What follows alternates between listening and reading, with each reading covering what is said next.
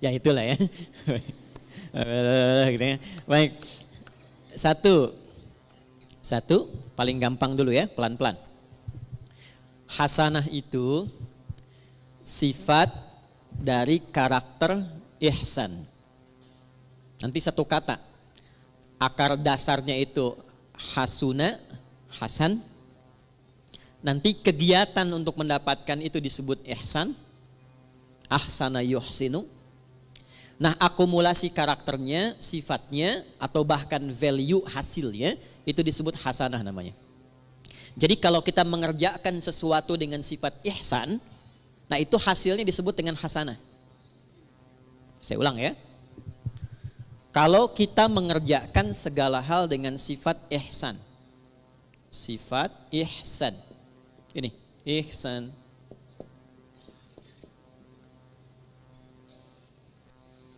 Maka hasilnya apa yang diraih oleh kita itu disifati oleh Allah langsung, itu hasanah. Contoh, saya mau minum, fungsi minum itu menghilangkan haus. Jadi kalau ibu minum pakai tangan kanan, pakai tangan kiri, haus tetap hilang. Sepakat? Baik. Tapi kalau kita minum menggunakan sifat ihsan, maka perbuatan minum ini seketika dinilai oleh Allah berubah menjadi hasanah namanya. Jelas sampai sini? Baik. Saya ulangi lagi dengan contoh yang lain. Saya mau berpakaian. Berpakaian orang punya gaya masing-masing. Tapi ketika cara berpakaian ini dilakukan dengan ihsan, maka cara berpakaian kita itu disebut apa? Hasanah namanya. Nah, bagaimana semua perbuatan ini bisa dilakukan dengan ihsan? Maka rumusnya ditemukan dalam hadis Muslim, nomor hadis ke-8. Agak cepat ya. Hadis riwayat Imam Muslim, nomor hadis yang ke-8, yang meriwayatkan sahabat Umar bin Khattab radhiyallahu taala anhu. Kalau ibu ingin agak sedikit pendek, enggak terlampau panjang dan tebal jilidnya, panjang hadisnya, tebal jilidnya, Imam An-Nawawi pernah mengambil 42 hadis inti kehidupan. Jadi selama kita berkehidupan, kalau belajar 42 hadis ini, kehidupannya akan cenderung mendekatkan pada kebahagiaan dan kesuksesan. Dalam bahasa Arab, 40, 41, 42, sekitar 40-an, itu disebut dengan arba'in namanya. Maka beliau memberi nama kitab hadisnya dengan Al-Arba'in. Dikenal dengan Al-Arba'in An-Nawawiyah. Itu hadis nomor 8 di Sahih Muslim ini diletakkan oleh beliau, disusun di urutan yang kedua. Ya. Di Al-Arba'in nomor hadis yang keberapa? Kedua. Tentang iman, Islam, dan ihsan. Nih, dapat ini. قال عن أبي حفص عمر بن الخطاب رضي الله تعالى عنه بينما نحن جلوس عند رسول الله صلى الله عليه وسلم إذ طلع علينا رجل شديد بياض الثياب شديد سواد الشعر لا يرى عليه أثر السفر ولا يعرفه منا أحد فجلس إلى النبي صلى الله عليه وسلم ووضع كفيه على كفيه ووضع رجليه على رجليه ووضع كفيه على فخذيه فقال يا محمد أخبرني عن الإسلام فقال رسول الله صلى الله عليه وسلم الإسلام أن تشهد أن لا إله إلا الله وأن محمد رسول الله وتقيم الصلاة وتؤتي الزكاة وتصوم رمضان وتحج البيت إن استطعت إليه سبيلا قال صدقت فأجبنا يسأله فيصدقه فسأل يا محمد أخبرني عن الإيمان فقال أن تؤمن بالله وملائكته وكتبه ورسله واليوم الآخر وتؤمن بالقدر خيره وشره قال صدقت قال فعجبنا يسأله فيصدقه فسأله يا محمد أخبرني عن الإحسان أخبرني عن الإحسان فقال أن تعبد الله كأنك تراه فإن لم تكن تراه فإنه يراك. Paham? Tidak. Baik. Dari sahabat Umar bin Khattab radhiyallahu taala anhu, saya agak cepat. Satu kali tiba datang seseorang laki-laki. Bajunya itu bersih, putih bersih. Rambutnya tertata rapi. Kemudian kami nggak kenal orang ini dari mana dan tidak nampak pada dirinya bekas-bekas lelah mampir.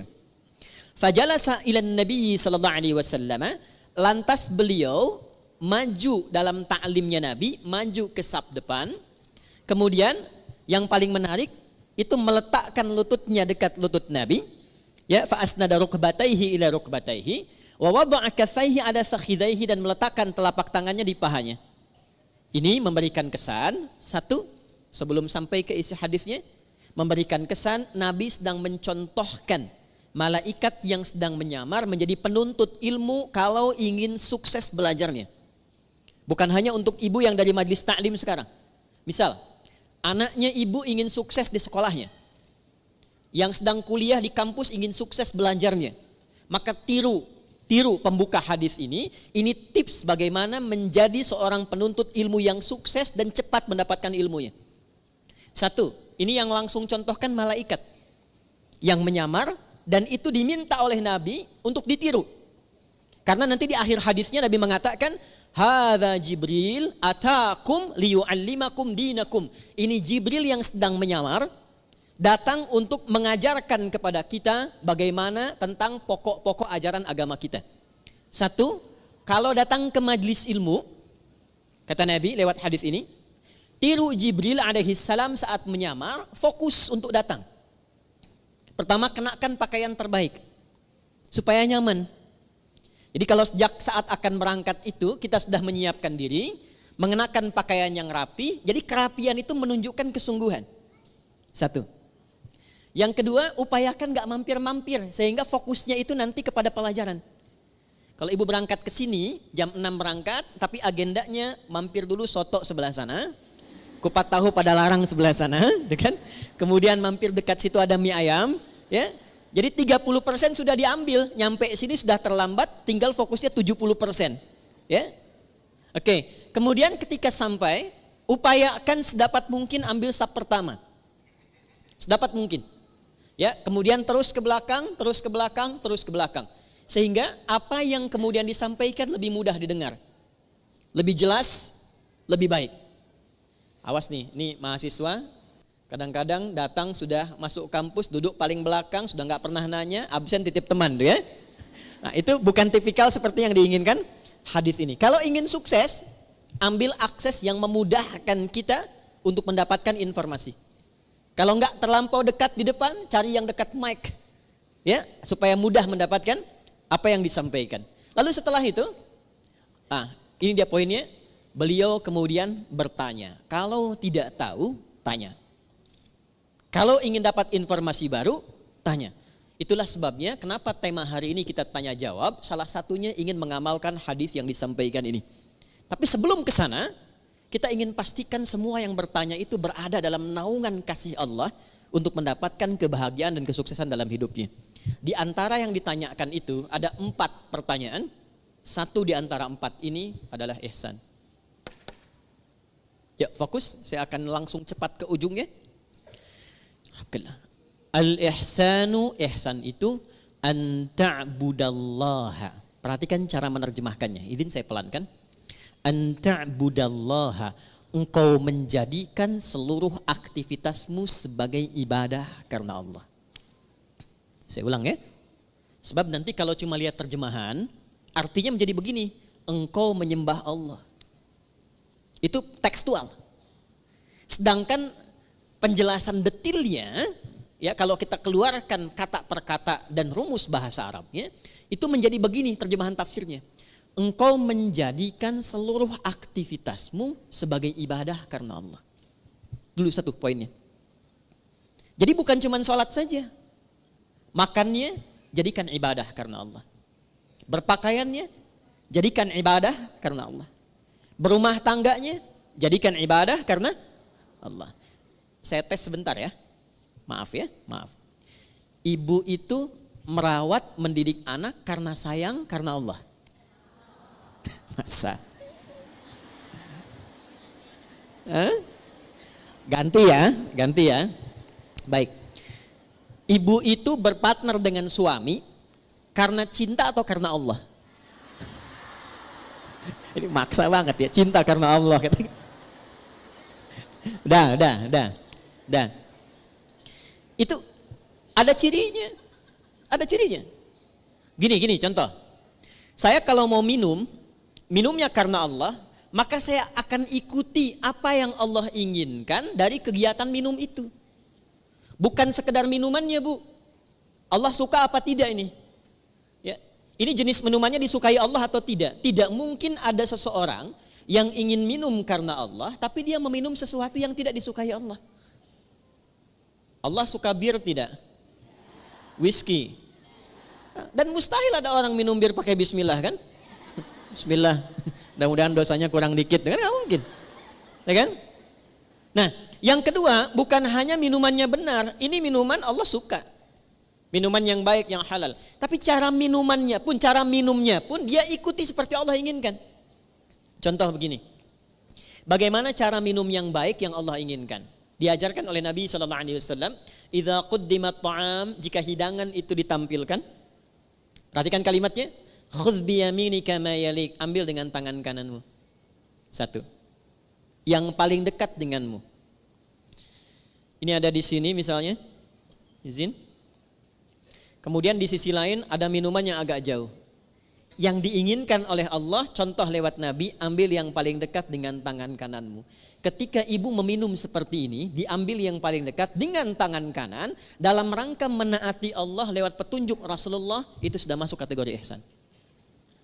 Selanjutnya, Sammillaha au qulu bismillahirrahmanirrahim. Sebelum diminum, ucapkan dulu bismillahirrahmanirrahim. Itu saat dilakukan semua tahapan itu, maka kegiatan minum itu disebut ihsan namanya. Biar jelas ya Bu ya. Contohkan nih biar jelas. Ini buka dulu tutupnya. Ya, karena nggak mungkin diminum dengan tutup. Ya. Ambil dengan tangan kanan. Jelas? Sebut nama Allah. Bismillahirrahmanirrahim. Minum. Alhamdulillah. Jelas? Belum jelas? Ambil dengan tangan kanan. Sebut nama Bismillahirrahmanirrahim. Jelas? Alhamdulillah. Maka saya pelan-pelan, kegiatan minum itu yang disebut dengan ihsan, dan dia menghasilkan nilai di sisi Allah disebut dengan hasanah namanya. Nah, hasanah inilah yang kemudian melahirkan apa yang kita sebut dengan berkah. Berkah. Ini dia. Teruskan turunannya. Berkah inilah yang mengantarkan pada kesuksesan dan kebahagiaan. Nih, sukses plus bahagia. Ini asalnya. Dan keduanya ini tidak berhenti di dunia. Sepanjang dilakukan dengan sifat ihsan, ditulis dengan hasanah, keluar sifat berkah, mengantarkan pada sukses dan bahagia, dan perjalanannya terus panjang mengiringi sampai ke akhirat. Nih, sampai ke akhirat. Pelan-pelan ya. Ini poinnya.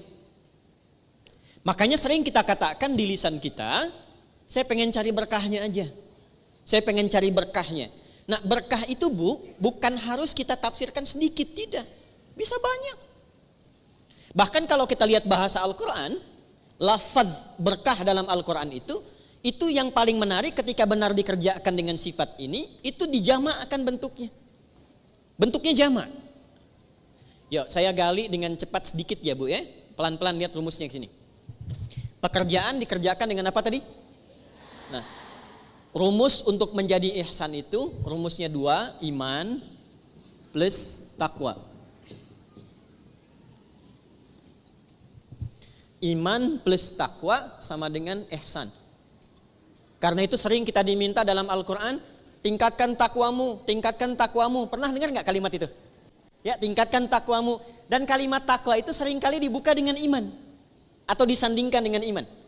Ali Imran ayat 102, ya ayyuhalladzina amanu taqullaha haqqa tuqatih. Iman dan takwa, iman dan takwa. Kenapa kita diminta beriman dan bertakwa? Supaya muncul karakter ihsan. Kenapa bisa menjadi ihsan? Supaya mendapatkan hasanah. Kenapa hasanah penting? Supaya meraih berkah. Kenapa berkah penting? Supaya harapan kita terkabulkan. Semua pekerjaannya sukses, hasilnya membahagiakan. Dan jaminannya bukan cuma di dunia, akan wafatnya juga diberikan kedamaian. Di alam kuburnya diberikan keberkahan. Di akhiratnya dibuka keberkahan. Jadi kalau sudah muncul iman takwa, lahir ihsan, itu keberkahan dibuka di langit dan di bumi. Saya ulangi, di langit dan dibuka, di langit dan di bumi itu dibuka. Ada di Quran surah ke-7 ayat 96. Rumusnya ini ada di Quran surah ke-7 Al-A'raf ayat 96. Yuk kita lihat pelan-pelan. Walau anna ahlal qura, buka mushafnya, amanu, iman, wattaqau, taqwa, la fatahna alaihim barakatin, berkah, jamak sifatnya. Lihat ayatnya. La fatahna alaihim barakatin minas sama'i wal ardh, langit dan bumi. Ada ayatnya? Quran surah 7 ayat 96. Walau anna ahlal qura amanu wattaqau la fatahna alaihim barakatin minas sama'i wal ardh. Ada ayatnya? Nah, oke. Sudah? Pelan-pelan. Jadi ketika ayat itu diturunkan kepada Rasulullah sallallahu alaihi wasallam, yang diinginkan bukan sekedar jadi bacaan.